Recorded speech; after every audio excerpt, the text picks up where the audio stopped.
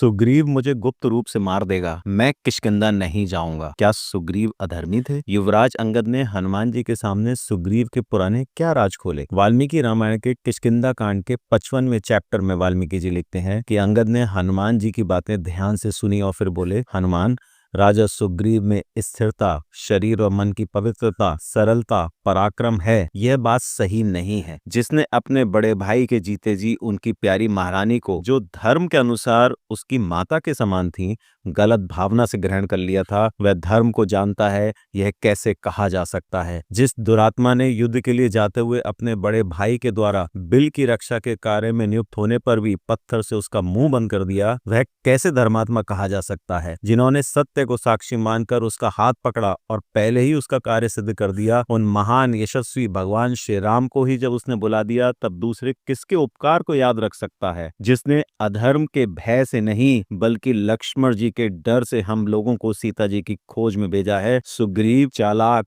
क्रूर और निर्दयी है। वह मुझे गुप्त रूप से दंड देकर मुझे मार देगा। उसके हाथ से मरने से अच्छा है कि मैं यहाँ पर उपवास करके अपना जीवन समाप्त कर दूं। मैं किष्किंधा नहीं जाऊंगा। अंगद की बातें सुनकर वहां के सारे वानर रोने लगे और उन्होंने भी अंगद को चारों ओर से घेर कर आमरण अनशन का निश्चय किया। उन सारे वानरों ने मृत्यु की इच्छा से समुद्र के तट पर बैठकर जोर जोर से शब्द करना आरंभ कर दिया। श्री राम के वनवास, राजा दशरथ की मृत्यु, राक्षसों का संघर्ष, सीता जी का अपहरण, जटायु का मरण, बाली की मृत्यु और श्री राम के क्रोध की चर्चा करते हुए उन वानरों पर एक दूसरा ही भय आ पहुंचा था।